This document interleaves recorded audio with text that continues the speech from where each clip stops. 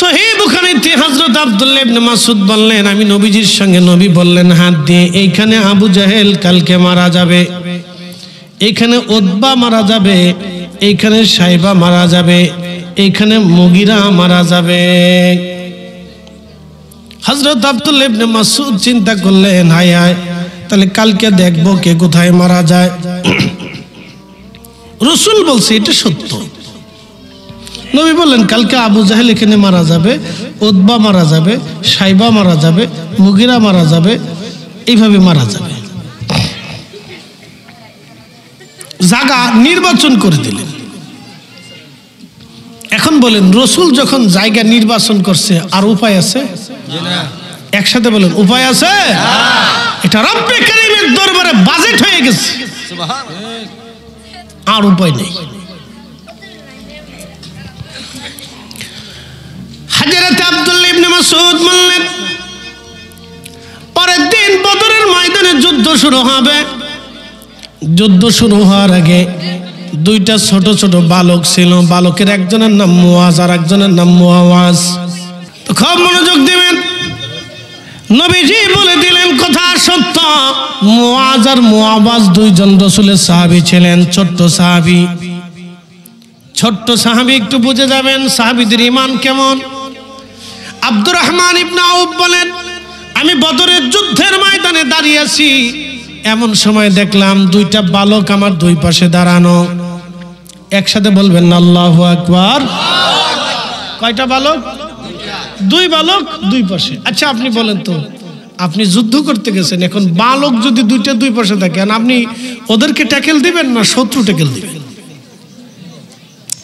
যুদ্ধের সিস্টেম হলো, আপনার সহযোগী যদি ডান পাশে বাম পাশে পারফেক্ট যদি যোদ্ধা থাকে, তাহলে যুদ্ধটা খুব সহজ হয়। তা আব্দুর রহমান ইবনে আউফ রাদিয়াল্লাহু আনহু চিন্তা করে গেলেন যে কি হলো। অবশ্যই দুইজন আপনার দুই পাশে যোদ্ধা থাকতে হবে পারফেক্ট। এজন্য যুদ্ধের হিসাব কিতাব অনেক অনেক হিসাব। এজন্য সেনাবাহিনী একটা রিজার্ভে থাকে, আর একটা যুদ্ধ ফিল্ডে যারা যুদ্ধ করে তারা থাকে, তাদেরকে ট্যাকেল দেওয়ার জন্য আর একটা গ্রুপ থাকে, এরপরে তাদের সাহায্যের জন্য একটা গ্রুপ থাকে, এবং ইমার্জেন্সি একটা গ্রুপ থাকে। যুদ্ধের যারা রানিং অ্যাটেম্প মানে সমাজ যুদ্ধ চলতেছে, যারা যুদ্ধে মারা যাচ্ছে তাদেরকে সরিয়ে আনার জন্য একটা গ্রুপ থাকে, যারা আহত হচ্ছে তাদেরকে সরিয়ে আনার জন্য একটা গ্রুপ থাকে, সেইখানে আবার নতুন সেনা জয়েন করার জন্য একটা গ্রুপ থাকবে, নানান হিসাব কিতাব।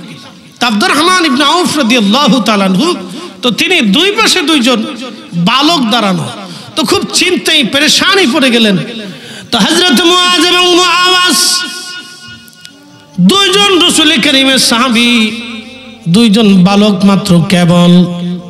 আব্দুর রহমান ইবনে আউফ রাদিয়াল্লাহু তাআলা আনহু বলতেছিলেন, আমি চিন্তায় পড়ে গেলাম, দুইজন বালক আমার দুই পাশে দাঁড়ানো যুদ্ধের ময়দানে, আমি তাদেরকে ট্যাকেল দেব না যুদ্ধ করব, না নিজের শত্রু মোকাবেলা করব, না তাদেরকে ট্যাকেল দেব, এই বালক দিয়ে এখন আমি কি করব, উপায় কি? হযরত আব্দুর রহমান ইবনে আউফ চিন্তাই করতেছিলেন। ঠিক এমন সময় ডান পাশ থেকে মুআজ ডাক দিয়ে বলল, চাচা এদিকে আসেন তো, কানে কানে দুইটা কথা আছে। তো হযরত আব্দুর রহমান ইবনে আউফ কাছে গেলেন। মুআজ ডাক দিয়ে বলল, চাচা আবু জাহেল রেখে আপনি চিনেননি? বলে হ্যাঁ, আবু জাহেলকে আমি চিনি। বলে আপনি কি তাকে দেখাই দিতে পারবেন নি? বলে হ্যাঁ দেখাই দিতে পারবো। বলে আবু জাহেল রে দিয়ে তুমি কি করবা হে মুআজ? মুআজ ডাক দেয়া বললেন, চাচা আমি শুনছি আবু জাহেল মক্কায় নাকি আমার রাসূলকে খুব কষ্ট দিত। আজকে বদরের যুদ্ধে আমি এই জন্যই আসছি, ওই ও মারা যাবে, না হয় আমি মারা যাব, না হয় আমি শহীদ হব, নাকি ওকে হত্যা করব। আমার রাসূলের কষ্টের বদলা আমি নেওয়ার জন্য আসছি। একসাথে জোরে বলেন আল্লাহু আকবার। আব্দুর রহমান ইবনে আউফ রাদিয়াল্লাহু আনহু বলতেছিলেন, মুআজের কথা শুনে আমি বুঝতে পারছি না আমার পাশে বালক দাঁড়ায় নাই, বীর বলন দাঁড়ায় রয়েছে। এটাতে আমার সাথে বড় তেজি হেতা আইছে, আমার রাসূলকে মক্কায় কষ্ট দিয়েছে, প্রতিশোধ আজকে ওরে মাইরে প্রতিশোধ নিবই আজকে। হয় আমি মারবো, না ওকে মারবো। একসাথে বলবেন আল্লাহু আকবার। বাম পাশে মুআজ ডাক দেখে, চাচা এদিকে আসেন। তো কাছে গেছে, আপনি কি আবু জাহেল রে চিনেন? চিনি। দেখাই দিতে পারবেন? পারব। কি করবা? বলে চাচা শুনছি মক্কায় নাকি আমার রাসূলকে খুব কষ্ট দিত, আজকে আমি আসছি শুধু বদরের যুদ্ধে আসছি, হয় ওকে মারবো না হয় নিজে শহীদ হব, আমার নবীর কষ্টের বদলা নেওয়ার জন্য আসছি। একসাথে বলবেন আল্লাহু আকবার। দুই আপন দুই ভাই দুই পাশে দাঁড়ানো মুআজ মুআওয়াজ। আব্দুর রহমান ইবনে আউফ রাদিয়াল্লাহু আনহু ফিল জান্নাতি, তিনি জান্নাতের সুসংবাদ প্রাপ্ত সাহাবী ছিলেন। তিনি বলতেছেন আমার কাছে আরো হৃদয় উপলব্ধি হলো, আমার কাছে জজবা এসে গেল। দুই বালক রাসূলের পক্ষ থেকে প্রতিশোধ নেওয়ার জন্য, আবু জাহেলকে হত্যা করার জন্য আমার দুই পাশে দাঁড়ানো। এটা তো বালক দেখি না, এরা বীর পাহলওয়ান, বীর যোদ্ধা। আজকে আবু জাহেলকে ধ্বংস করার জন্য তারা আসছে, অবশ্যই তারা বীর যোদ্ধা, বীর পাহলওয়ান। তেলের গাড়ি তেলে চলে,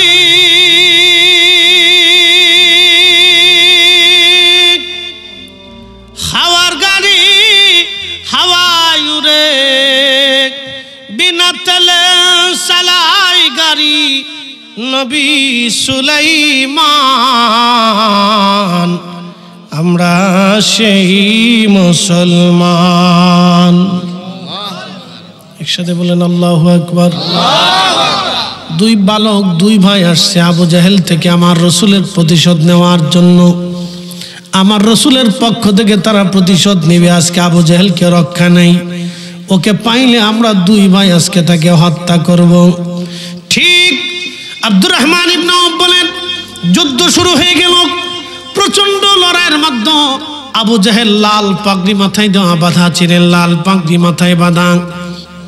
আবু জাহেলের মাথার মধ্যে লাল পাগড়ি ছিল, তারাও পাগড়ি পরত, কিন্তু পাগড়ির কালার লাল। লাল পাগড়ি মাথায় দিয়ে আবু জাহেল যুদ্ধের ময়দানে আসছে।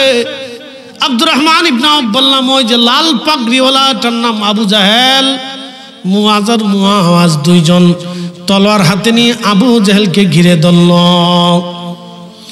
দুই ভাই দুই দিক থেকে আবু জাহেলকে আঘাত করল। একসাথে বলবেন আল্লাহু আকবার।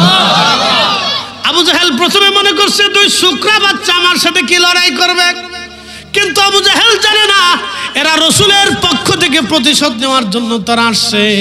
দুই ভাই দুই দিক থেকে আবু জাহেলকে যখন আঘাত করলো, তখন আবু জাহেল ঘোড়ার উপর থেকে জমিনের মধ্যে পড়ে গেল, আহত হয়ে গেল। তাদের মধ্যে এক ভাইকে আবু জাহেলের ছেলে ইকরামা এসে শহীদ করে দিল, আর আরেকজন আবু জাহেল কাফেররা এসে আরেকজনের হাত কেটে ফেলে দিল। সাহাবীরা এগিয়ে গেলেন। হযরত আব্দুল্লাহ ইবনে মাসউদ বলেন আমিও দৌড়ে গেলাম, যাইয়া যেখানে রাসূল বলেছিল আবু জাহেল মারা যাবে, আমি ঠিক যাই দেখি আবু জাহেল সেইখানে ছটফট ছটফট করতেছে। ওই যে দুই ভাই আঘাত করার কারণে তখন মৃত্যুর যন্ত্রণায় ছটফট করে। আব্দুল্লাহ ইবনে মাসউদ বলেন আমি তার বুকের মধ্যে চড়ে তার গলা থেকে শের মাথা কেটে ফেলে দিলাম। একসাথে বলবেন আল্লাহু আকবার। বন্ধু আমার একটু চিন্তা করেন তো, মাদানী সাহাবীদের কলিজার মধ্যে রাসূলের প্রেম কত কঠিন। দুই ছোট্ট ভাই রাসূলের পক্ষ থেকে প্রতিশোধ নেওয়ার জন্য তারা বদরের যুদ্ধের ময়দানে আসলো। মুআজ আর মুআওয়াজ দুই ভাই তারা জিহাদ করলো আল্লাহর নবীর পক্ষ থেকে।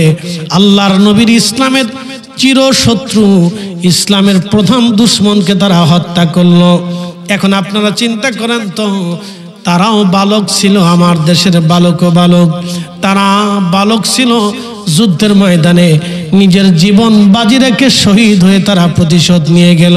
আর আমার দেশের বালক যুবক অধিকাংশ নামাজি পড়ে না। আপনি বুঝেন যে মুসলিম আমরা কতটা ডিমোশনে আসছে, আপনি এখানে বুঝেন। আমার এত দলিল লাগবে না, খাতা কলম দিয়ে বুঝাই দিতে হবে না যে আমাদের ডিমোশন কত কঠিন পর্যায়ে। আপনি সেই দিন দেখেন সেই মাদানী বালক, পৃথিবীর সবচেয়ে ভদ্র মানুষ যদি দেখতে চান তো মাদানী দেখবেন। রাসূলের মদিনার মানুষের চাইতে ভদ্র পৃথিবীতে কোনো মানুষ হতে পারে না। আল্লাহর কসম করে বলি, যদি কোরআন থাকতো তো কোরআন শরীফ দেখিয়ে বলতাম যে মাদানী মানুষের চাইতে ভদ্র, নম্র এবং অমায়িক, মেহমান প্রিয় আপনি পৃথিবীতে কোথাও পাবেন না, যারা দেখতেও সুন্দর কাজেও সুন্দর। মসজিদে নববীতে যাওয়ার পরে সারা পৃথিবীর বাচ্চারা মসজিদে নববীর বিরাট সীমানার ভিতরে খেলাধুলা হইচই দৌড়াদৌড়ি করে, কিন্তু মাদানী বাচ্চারা যখন আসে তখন আপনি বুঝতেই পারবেন না যে মাদানী বাচ্চা সে বসে রয়েছে, চুপচাপ এসে মসজিদে নববীতে বসে থাকে। তারা জানে এখানে বেয়াদবি করা যাবে না, রসুল ঘুমিয়ে আছে। একসাথে বলবেন আল্লাহু আকবার। না না হয় না, আরো জোরে বলেন, জোরে বলেন। রসুল তাজিম, রসুল প্রেম, রসুল মোহাব্বতের জন্য আপনাকে দলিল দিতে হবে না। এটা আল্লাহ যাকে কবুল করে তার কালবের ভিতরে আল্লাহ ঢেলে দেয়। কি কথা কন না কেন? আলেম হইলেও বুঝে না, বহু কোরআনের হাফেজ হয়েছে, আলেম হয়েছে, তার ভিতরে তাজিম নেই।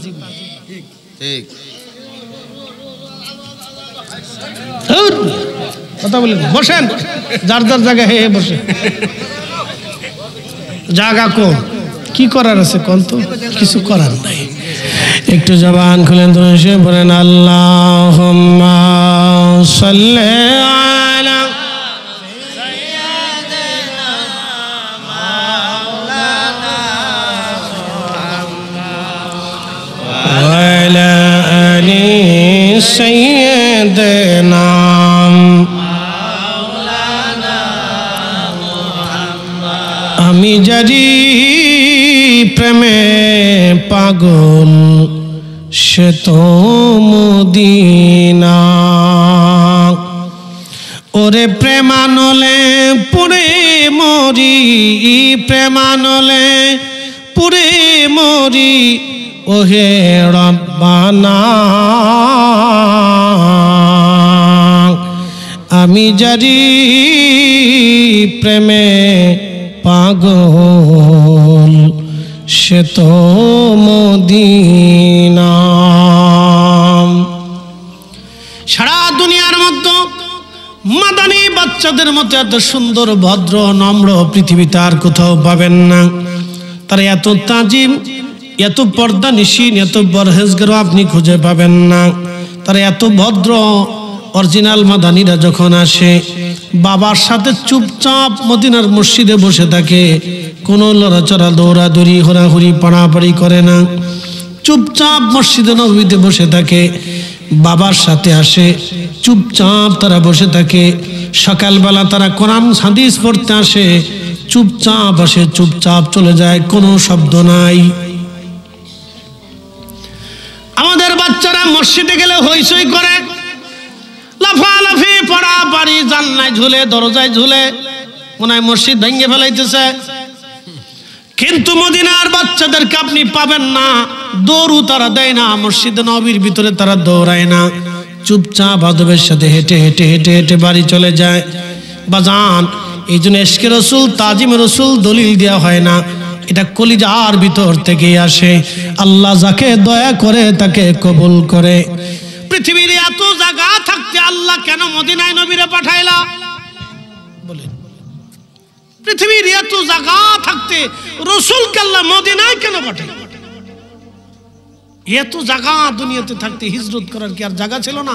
হাবশিতে যেতে পারতো, ইউরোপে আসতে পারতো, তুরস্ক আসতে পারতো, সিরিয়াতে আসতে পারতো, বাইতুল আকসায় আসতে পারতো, প্যালেস্টাইনে আসতে পারতো, জর্দানে যাইতে পারতো, কুয়েতে যেতে পারতো, কাতারে যেতে পারতো, ইরানে আসতে পারতো, ইরাকে আসতে পারতো, ইয়ামান যেতে পারতো।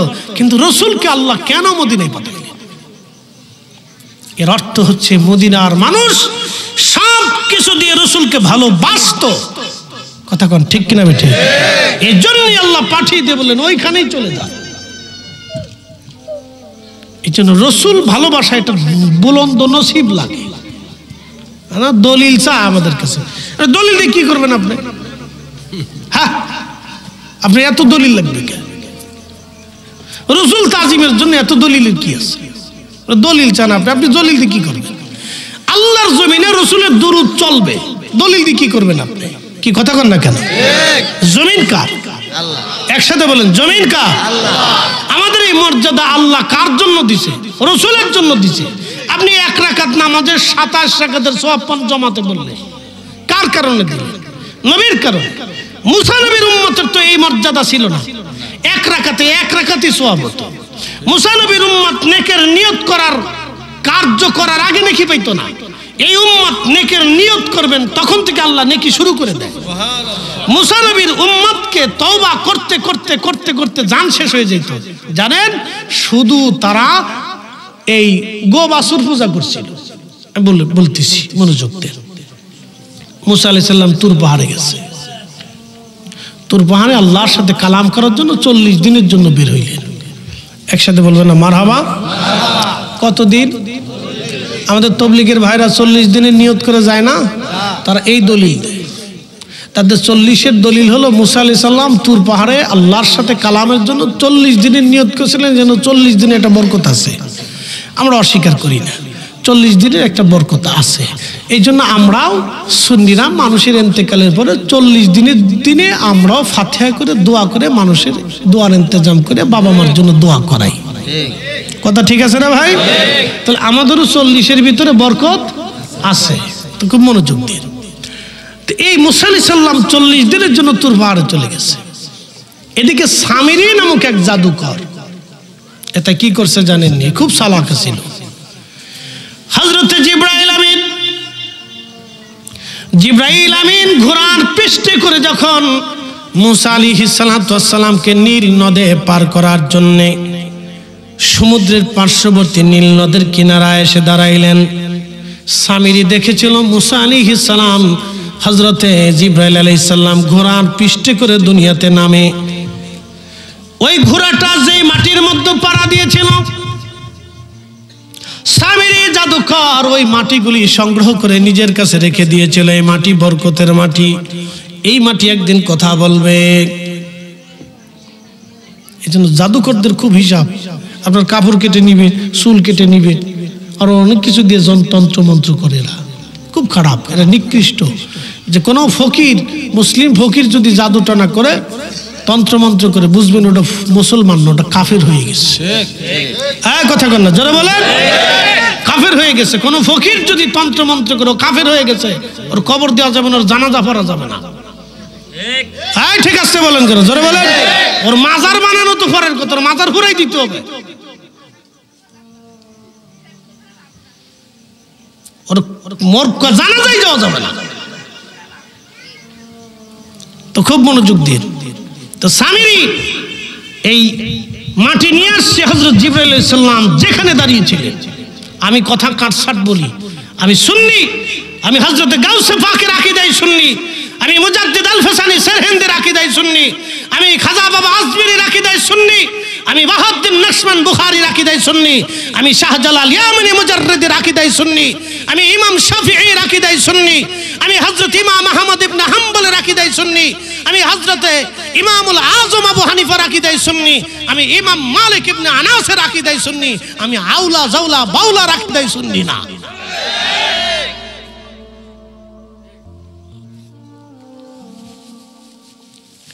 খুব মনোযোগ দিবেন। তো সামিরি ওই মাটিগুলি নিয়ে কাছে রেখে দিচ্ছে। তো খুব ধূর্ত, জানে যে মাটি কথা বলবে।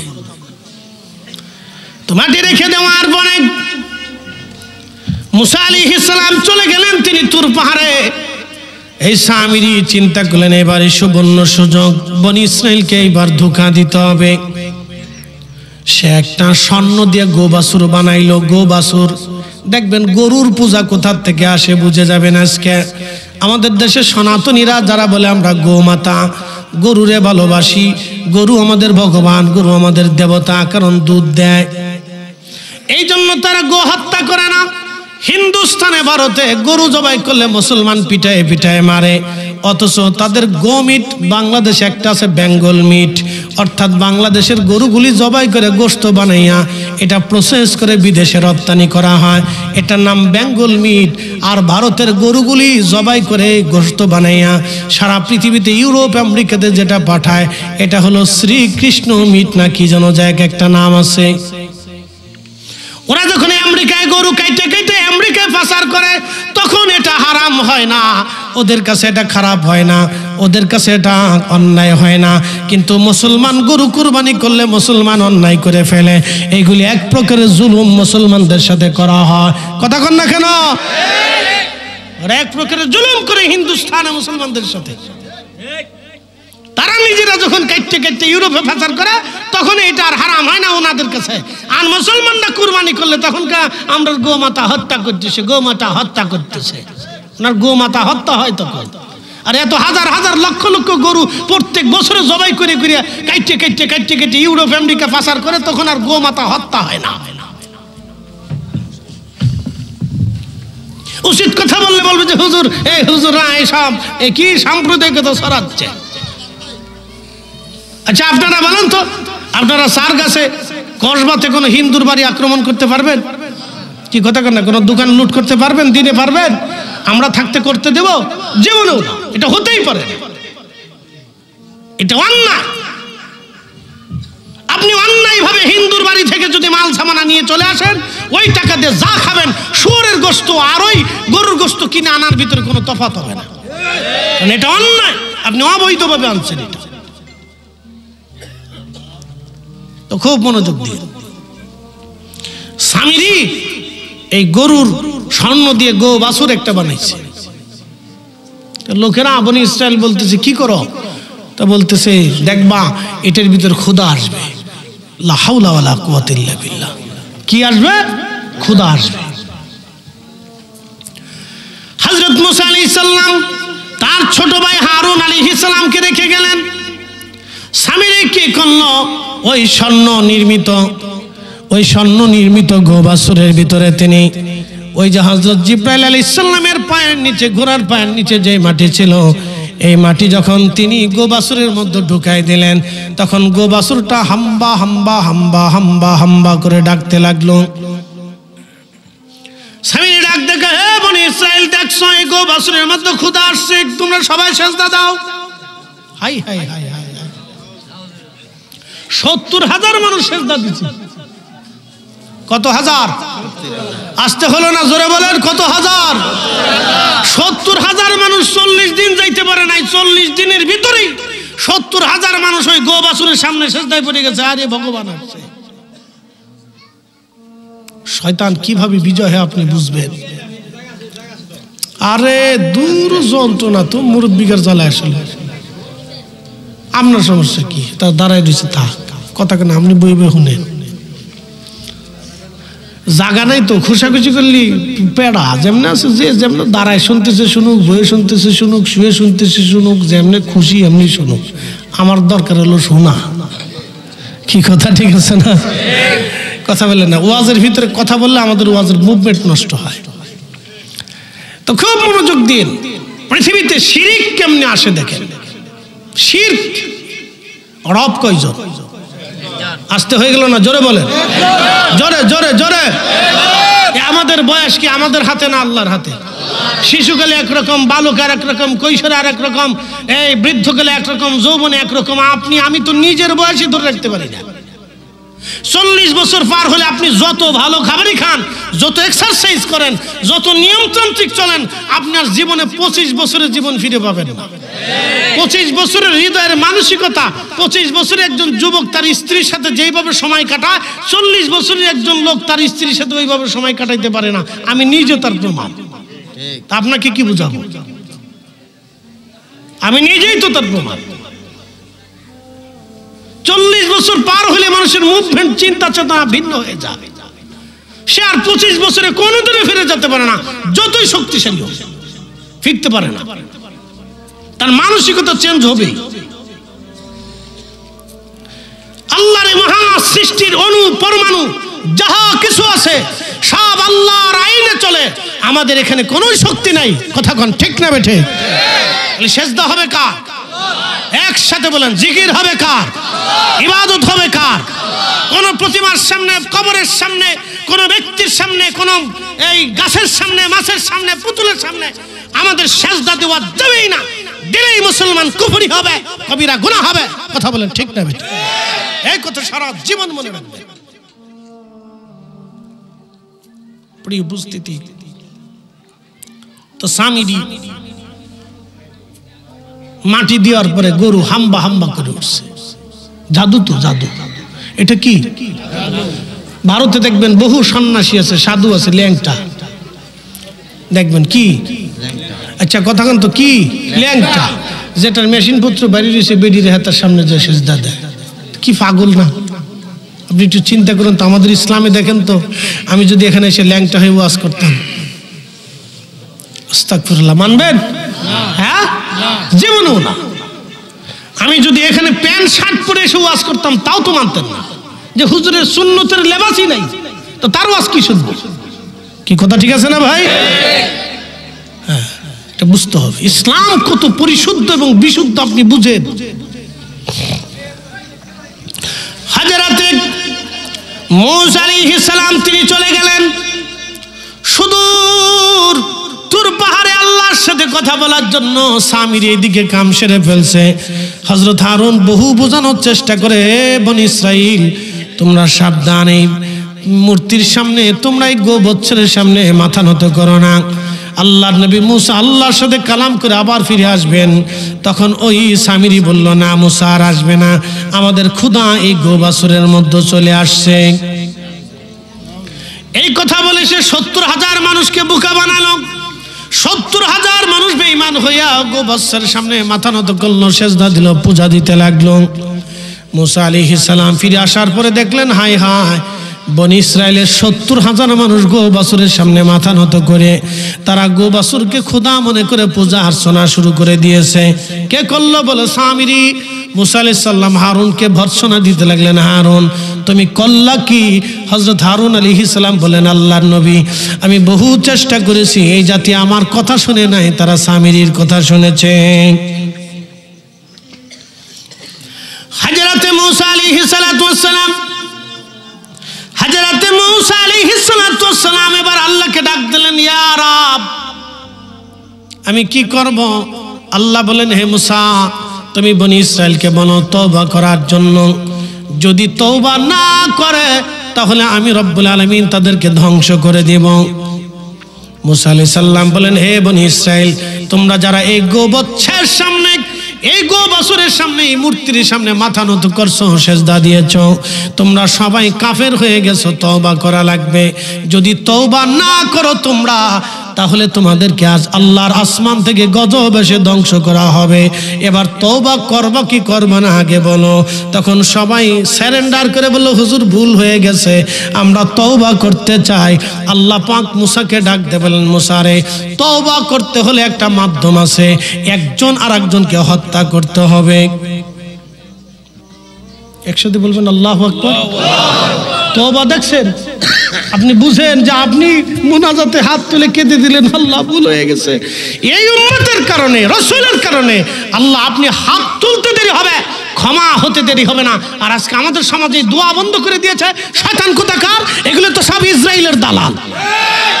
উচিত কথা বললে ফরিদি সব ভালো হবে না। মূসা আলাইহিস সালাতু ওয়াস সালাম বললেন, তোমাদের তওবা হবে, কিন্তু একজন আরেকজনকে হত্যা করতে হবে। এইভাবে ৭০,০০০ লোক একজন আরেকজনকে হত্যা করলো তওবা করার জন্য। নাউজুবিল্লাহ, না, তওবার জন্য, যে তোমরা তওবা করবা কিন্তু একজন আরেকজনকে হত্যা করবা না, তো হলো তোমার তওবা কবুল হবে না। তোমাদের শাস্তি এটা শাস্তি। এটা কি শাস্তি? তওবা তো করবাই, শাস্তি নিয়ে তওবা করো। আর আমাদের তওবা কি কোনো শাস্তি আছে? কেন? আমরা আখিরি নবীর উম্মত। একসাথে বলবেন আল্লাহু আকবার। আমাদের তওবায় শাস্তি আছে, কারণ কি? আমরা আখিরি নবীর উম্মত, আর এরা মুসা নবীর উম্মত। আল্লাহ এই জন্য বললেন তোমাদের তওবা করতে হবে, কিন্তু তওবা করবা শাস্তি নিয়ে তওবা করবা। তওবা করার পরে একজন আরেকজনকে হত্যা করে তারপরে তোমরা তওবা করো, ৭০,০০০ যাই করো আমি মাফ করে দেব। তো ৭০,০০০ মানুষ যারা ওই গোবৎসের সামনে মাথা নত করছিল, সবাই শেষে নিজে তওবা করে একজন আরেকজনকে হত্যা করে শাস্তি নিয়ে তারপরে কবরে চলে গেল। আল্লাহ তাদেরকে মাফ করে দিলেন। একসাথে বলবেন না সুবহানাল্লাহ। এই তওবার কথা বলতে যে এই দুনিয়ার ঘটনা আপনাদের সামনে লয়ে এসেছি। আল্লাহ আমাদেরকে কত সহজ করে দিলেন। আমাদের গুণে না রসুলের গুণে? একসাথে বলেন তো, আমাদের গুণে না নবীর গুণে? নবীর গুণে। নবীর গুণে। সিন্নি খাইছি মোল্লা চিনি নাই। মনে কিছু নেবেন না প্রিয় ভাই আমার, আল্লাহ আমাদেরকে এগুলি বুঝার তৌফিক দিন। রসুল পেয়ে আমাদের জিন্দিগি সারা জীবন যদি আপনি সেজদায় পরে কাঁদেন যে ইয়া রাব আপনি আমার কি দিলেন, আপনার শুকরিয়া শেষ হবে না, শুকরিয়া শেষ হবে না। আপনি হাত তুলতে দেরি হবে, মাফ হইতে দেরি হবে না, হাত তুলতে দেরি হবে, মাফ হইতে দেরি হবে না। তারপরও কি আল্লাহ তারপরও বলে দিলেন যে قل يا عبادي الذين أسرفوا على أنفسهم لا تقنطوا من رحمة الله হুজুর আপনি বলে দেন, হে আমার বান্দারা, তুমি তোমার নফসের সাথে যত বিরাট গুনাহ করো না কেন, অনেক গুনাহ তুমি করছো, এত পরিমাণে গুনাহ যে গুনার সীমানা তুমি জানো না। বান্দারে লা তাকনাতু মির রাহমাতিল্লাহ, আমার রহমত থেকে নিরাশ হইও না, নিরাশ হইও না, নিরাশ হইও না, নিরাশ হইও না। শুধু এই উম্মতের জন্য আমার আল্লাহ বলে দিলেন নিরাশ হইও না। ইন্নাল্লাহ, নিশ্চয় আমি আল্লাহ, আল্লাহ ওয়াদা করলেন অবশ্যই আমি আল্লাহ, নিশ্চয় আমি আল্লাহ, নিশ্চয় আমি আল্লাহ। ইন্নাল্লাহ ইয়াগফিরুজ যুনুবা জামিআ, তোমার জীবনের যত গুনাহ হোক না কেন আমি রব্বুল আলামিন তোমাদের জীবনের সব গুনাহগুলি আমি আল্লাহ মাফ করে দেব। একবার জোরে বলা যাবে কি আল্লাহু আকবার। কখনো তোমাকে যদি ভুলি, হেদায়েতের আলো জেলে নিয় কাছে তুলি, ঠাই দিয়া প্রিয়তম অগমহিয়ান, তুমি রহমান, তুমি মেহেরবান। ঠিক না? এই উম্মতকে আল্লাহ এত পরিমাণে মর্যাদা দিলেন যে রসুলের কারণে হাবিব উম্মতকে বলে দেন আমার রহমত থেকে যেন ওরা নিরাশ হয় না, আমি আল্লাহ মাফ করে দেব। এখন মাফ করলে কি ঘুমায় ঘুমায় মাফ পাইবেন? স্বপ্নে স্বপ্নে পাবেন। আচ্ছা, স্বপ্নে যদি কেউ এই পৃথিবীর শ্রেষ্ঠ সুন্দরী, আমাদের দেশে তো যে বেডি বেশি ল্যাংটা এডে হুন্দুরি, মানুষ মনে করি এটাই হুন্দুর, এর চেয়ে যে কত সুন্দরী বোরখার নিচে পড়ে থাকে ও বুঝে না। ও ছাতা মনে করে যে বেডি হাফ প্যান্ট পরে রাস্তায় ওড়িয়ে মনে হয় সুন্দর। পাগল কোথাকার, এগুলো চোখও নষ্ট হয়ে গেছে। আমার কাছে তো ঘৃণা লাগে, মনে করে থুতু নিক্ষেপ ধু বেটা, ফসা গন্ধা, ওর ভিতরে বসা বাইরে বসে একটা পতিতা নারী টাকার বিনিময়ে যে দেহ বিক্রি করে দেহ দেখে, ওর চেয়ে পচা পৃথিবীতে কি আছে? ওর নামটাই মুখে আনতে যাবো কেন? কি কথা কর না কেন? ওর নাম কি জন্য মুখে আনতে হবে? তো ওয়াজের মজলিসে বক্তা দেখি মাঝে মধ্যে নাম কর, ছি ছি ছি, বিবেকের ভিতরে কুত্তায় পেশাব করে দিচ্ছে। ওদের নাম কি জন্য মুখে আনতে হবে? একজন পতিতা নারী যে টাকার বিনিময়ে দেহ ব্যবসা করে, নিজের দেহ মানুষকে দেখায়, এটা টাকার জন্য দেখায়, অর্থের জন্য দেখায়। কি কথা কর না কেন? ওটা তো টাকার জন্য দেহ দেখায়।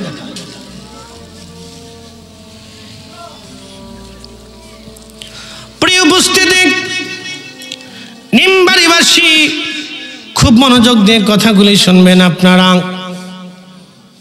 শিরিক কথাগুলি আপনাদেরকে বুঝাইলাম, তওবার কথা বুঝাইলাম। মুসা নবীর উম্মত তওবা করাটা কত কঠিন করে দিয়েছিলেন আল্লাহ, শাস্তি দিলেন, তওবা করলেন, তারপরে আল্লাহ মাফ করলেন। কিন্তু আমাদেরকে আল্লাহ শাস্তি দিবেন না, বিনা শাস্তিতে শুধু চোখের পানি ছেড়ে যদি আপনি দিতে পারেন, আমার রব বলে দিলেন ইন্নাল্লাহা ইয়াগফিরুজ যুনুবা জামিআ, আমি আমার বান্দা বান্দীদের জীবনের গুনাহগুলি আল্লাহ মাফ করে দেব। একবার জোরে বলা যাবে কি মারহাবা।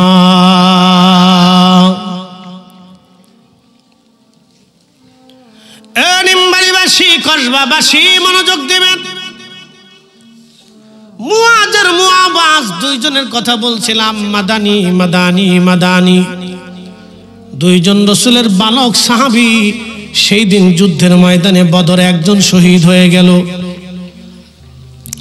একটা ভাই সেই দিন শহীদ হয়ে গেল আবু জাহেলকে হত্যা করতে যাইয়া। আব্দুল্লাহ ইবনে মাসউদ বললেন, নবীজি যেখানে আঙ্গুল দিয়ে দিয়ে দেখাই দিয়েছিলেন কালকে এখানে আবু জাহেল মারা যাবে, উতবা সাইবা মুগিরা আবু লাহাব মারা যাবে, এই উতবা সাইবা মুগিরা মারা যাবে। আল্লাহর নবী ঠিক সেইখানে সেইখানে সেইখানে সেইখানে দেখিয়ে দেওয়ার পর আব্দুল্লাহ ইবনে মাসউদ বললেন, আমি কালকে ওইখানে তাদের মরা লাশ দেখেছি। বন্ধু, মানুষ কোথায় কোন জায়গা মারা যাবে আল্লাহ রাব্বুল আলামিন নির্বাচন করে দেন। আহা, আপনি কোথায় মারা যাবেন এটা নির্ধারিত হয়ে গেছে। আপনি যেই দিন মায়ের রেহেমে আপনার রুহটা আল্লাহ ফুকিয়ে দিয়েছিলেন ওই দিন আল্লাহ নির্ধারিত করে দিলেন। অতএব এখান থেকে ফিরে আসার মতো আর কোনো রাস্তা আপনার নাই। আপনি যতই পালান পালাইতে পারবেন না। নিমবাড়িবাসী যেহেতু পালাইতে পারবেন না, সেহেতু দুনিয়ার এই সমস্ত জঞ্জাল নিয়ে ঝামেলা করে কোনো লাভ নাই। বলে দিয়ে যাই, আপনাদের সামনে যিনি ওয়াজ করেন, পৃথিবীতে ৪৫ বছর আগে আমার কোনো অস্তিত্ব ছিল না। ৪৫ বছর আগে পৃথিবীতে আমার কোনো অস্তিত্ব ছিল না। আবার বাকি ৪৫ বছর পরে পৃথিবীতে আমার হয়তো কোনো অস্তিত্ব থাকবে না। ৪৫ বছর আগে আমি মা নাই, বাবা নাই, কেউ নাই। আমি কোথায় ছিলাম কেউ জানে না। এখন আপনাদের সামনে পরিচয় হয়ে গেল, হুজুরও ভালো ওয়াজ করে। কত বক্তা কবরে চলে যাওয়ার পরে তাদের কথা মানুষ ভুলে গেছে, তাদের কথা মানুষ স্মরণে নেয় না, মনে নেয় না, ভুলে গেছে। আপনাদের সামনে আসি এই জন্য আপনাদের কথা মনে থাকবে। কে বক্তা অমুক হুজুর আসেনি, বাঁচা করে আসে, হুজুর দাওয়াত দাও। Out of sight out of mind. মানুষ চোখের আড়াল হলে মনের আড়াল হয়ে যায়। বৈরবী সাহেব চোখের আড়াল হয়ে গেল, মনের আড়াল হয়ে গেল। বহু বক্তা বাংলাদেশের চোখের আড়াল, মনের আড়াল হয়ে গেল। যাদের নাম শুনে শুনে হাজার হাজার মানুষ ওয়াজ শোনার জন্য আসতো, তারা চোখের আড়াল হয়ে গেল, মনের আড়াল হয়ে গেল। কিন্তু এই জমিনে যত ওলি আল ছিলেন কবরে ঘুমিয়ে গেছেন, তারা চোখের আড়াল হয়েছে, মনের আড়াল হয় নাই। কথা কন না কেন? চোখের আড়াল হয়েছে, মনের আড়াল কে করে নাই? একসাথে বলেন, কে করে নাই? কেন করে নাই? যে আল্লাহ ওনাকে, আল্লাহকে উনি খুশি করে রাজি করে তারপরে কবরে গেছে। এই জন্য ওনার চোখের আড়াল হয়েছে, মাগার মনের আড়াল আল্লাহ করে দেয় নাই।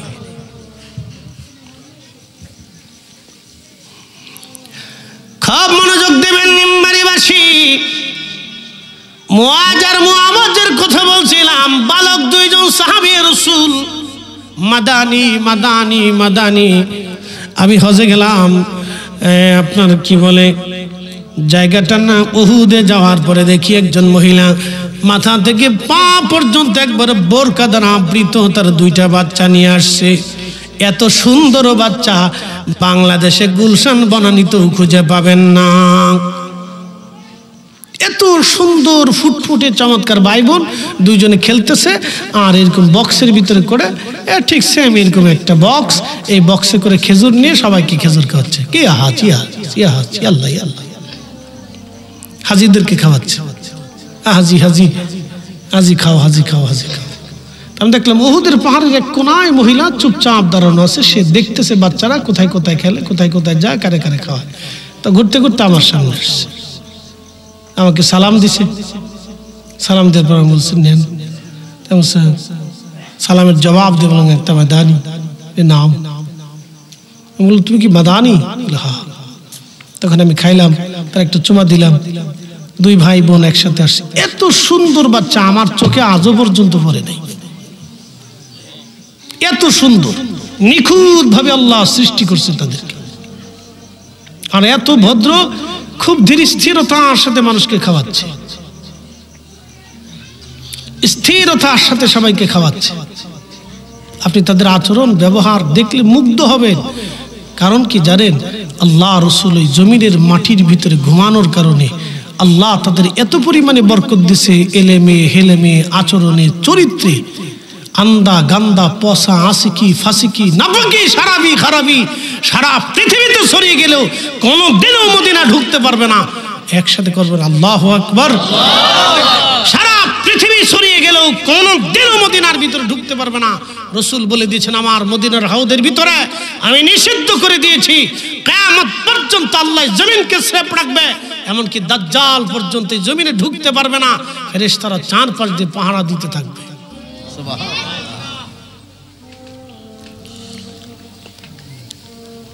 মদিনার ফজিলত, মদিনার ফজিলত। এই জন্য মদিনার নবীর কারণে জায়গার দাম বাড়ছে না, মদিনার কারণে রসুলের দাম বাড়ছে? কোনটা? নবীর কারণে মদিনার দাম বাড়ছে, মদিনার মানুষের দাম বাড়ছে। কথা ঠিক আছে না ভাই? নবীর কারণে হয়েছে।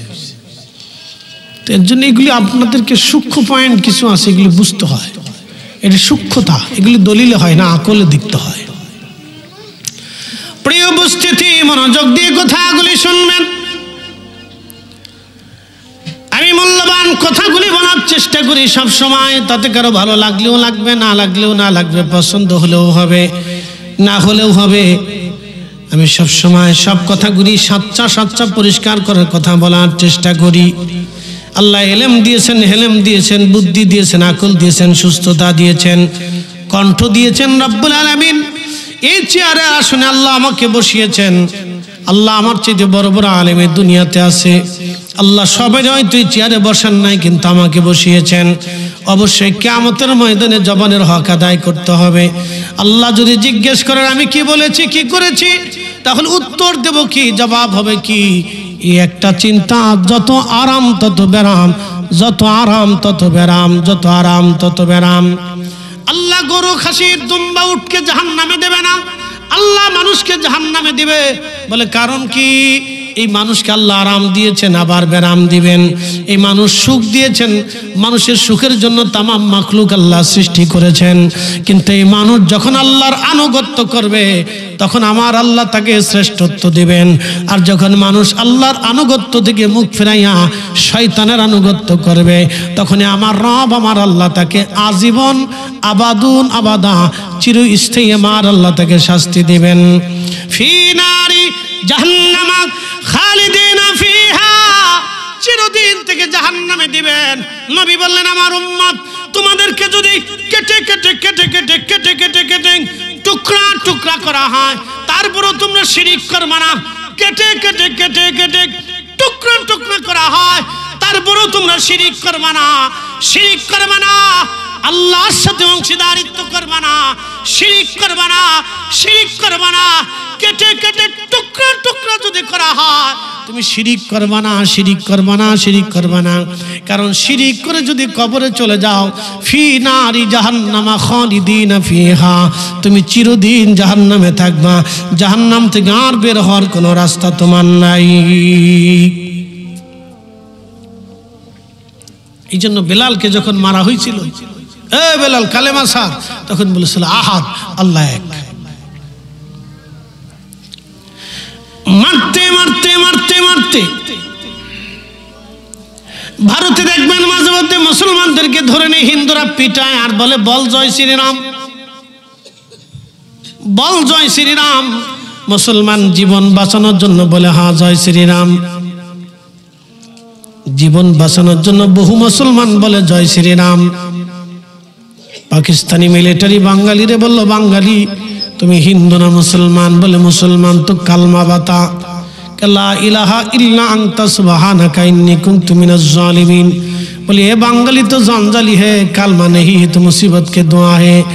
স্যার আমি বিপদে পড়ে কালমা বলে ফেলাইছি। আমরা এত মুসলমান, সুদের টাকা পাইলে হুশ পাই না, বুঝেন না? ঘুষের টাকা পাইলে আর চোখে দেখি না। বাপরে বাপ, কি খুশি হয়, হে পাইছি রে।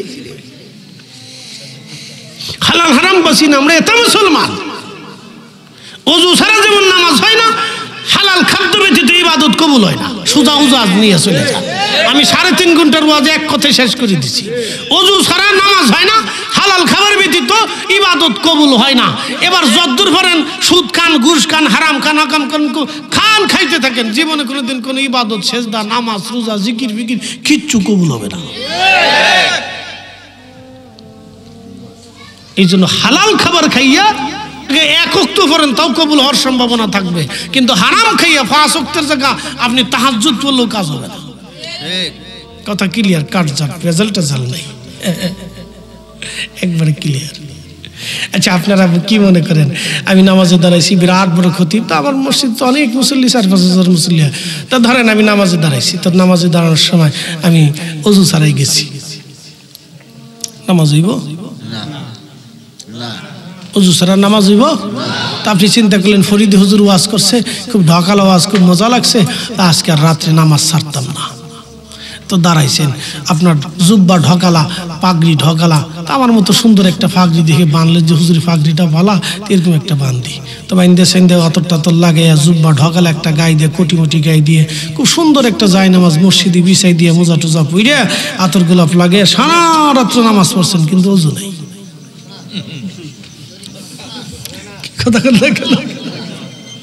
কাজ হইব? তা আপনি ঢোক মতো সারা বছর নামাজ পড়ছেন, ইবাদত করছেন, কিন্তু খাইছেন সুদ।